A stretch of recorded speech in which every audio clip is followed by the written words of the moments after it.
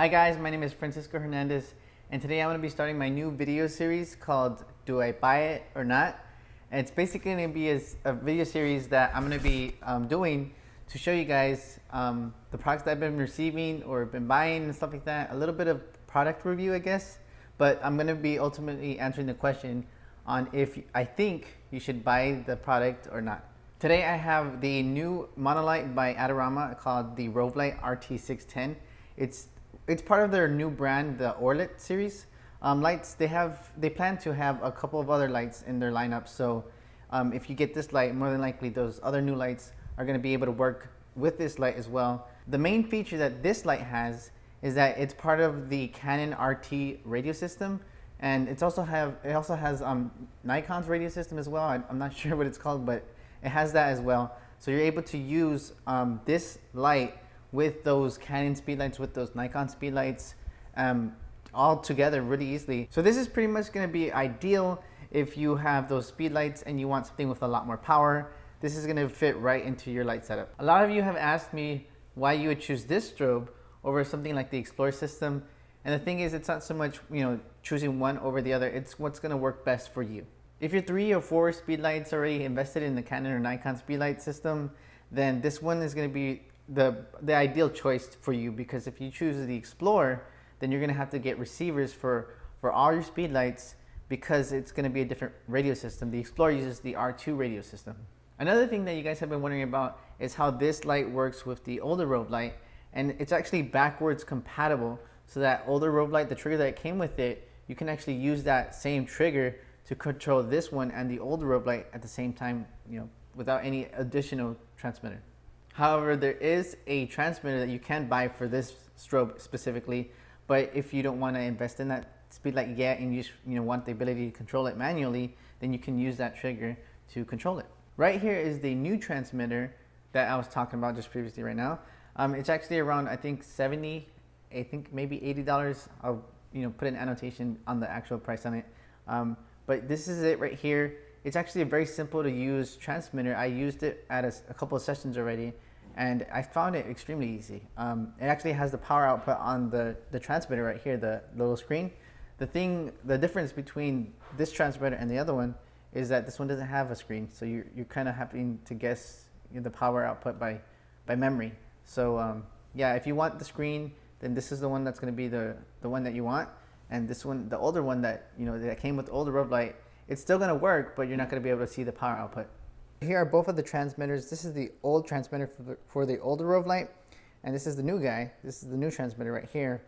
And like I said, it has the power output display in the back. Let me show you.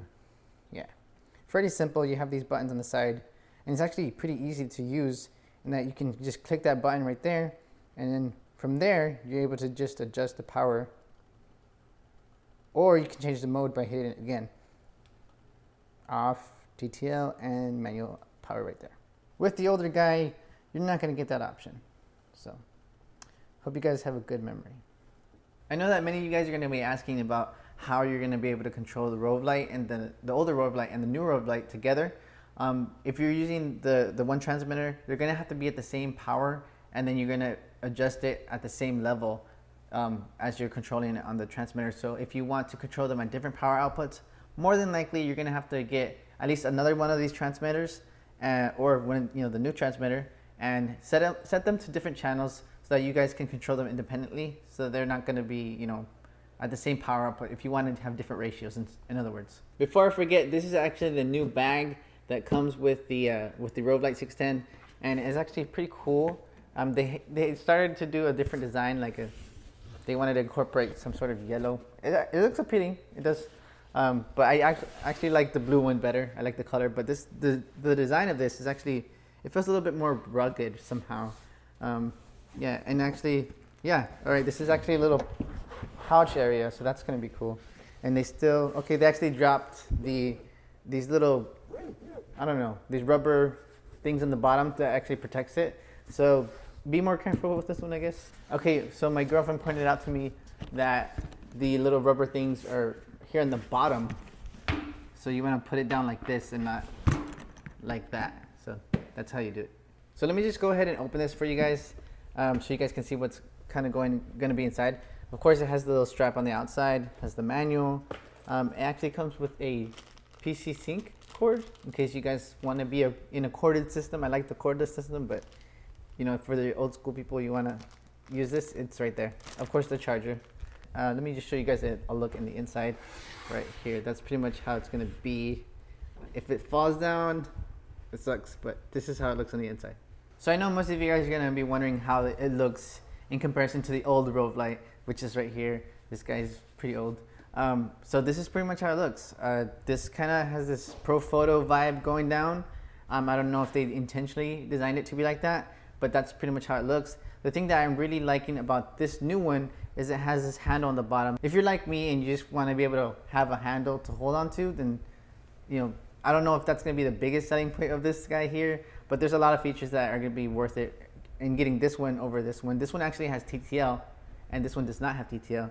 So if that's something that's important to you, then definitely go with this light right here. So the bulb design on both lights is actually pretty much the same. I don't know if it's exactly the same, but it looks the same to me.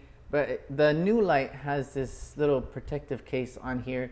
So I guess if you want that extra bit of protection as well, then I guess you would go with this one. Okay, so this is actually the product, one of the products that I was talking about earlier, how these, you know, the ORLIT system is incorporating newer lights to work within the system. So this is basically the ORLIT's version of the Canon 600EX system speedlight. So this is pretty much it. I actually have a Canon 600 speedlight next to me, and it pretty much looks the same. So I won't be doing a review on this speedlight, but I just kind of wanted to show you a side-by-side on how it looks like to an actual Canon speedlight right here. But this one's of course going to be a lot more expensive than this guy here. And I actually did test the recycle times, and this one is actually extremely close to the recycle times of this guy. So I don't know what you want to, you know, buy, but I would probably choose the ORLIT speedlight because it does work within the same system. It has TTL. It's not that much. I think it's 180 right now, and you know, it works.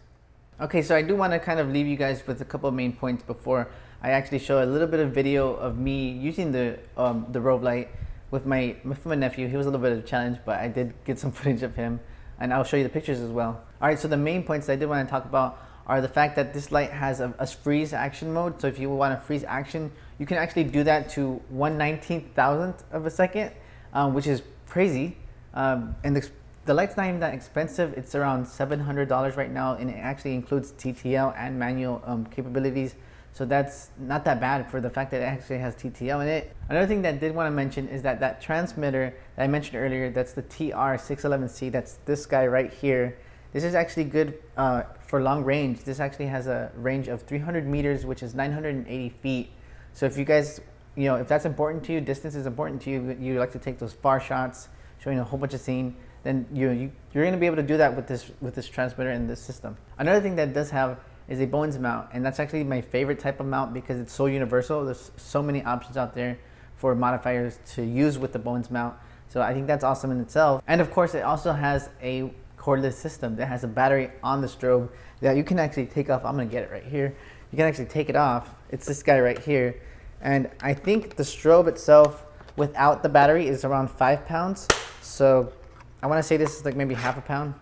I don't know, maybe, yeah, I think I would say half a pound. So it's not that heavy. And of course it has that little hand on the bottom, just in case you don't want to hold it on the whole body, you can actually just hang it out for your hand. And speaking of the battery, it actually has this battery indicator right here, the level of the battery. It will show when you hit this check button, and that's the level right there. It has 2 out of 4 bars, so that's half power right there.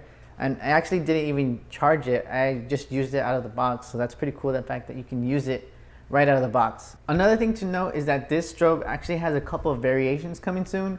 There's going to be a 600 watt AC version of this guy right here, as well as an 800 watt version. So in case you guys, you know, do long sessions in studio setups, or if you just want to have a corded system, then those options are going to be available to you soon. One last thing that I almost forgot to mention is that there's actually going to be an app for this strobe here that you're going to be able to use to control the strobe from your phone.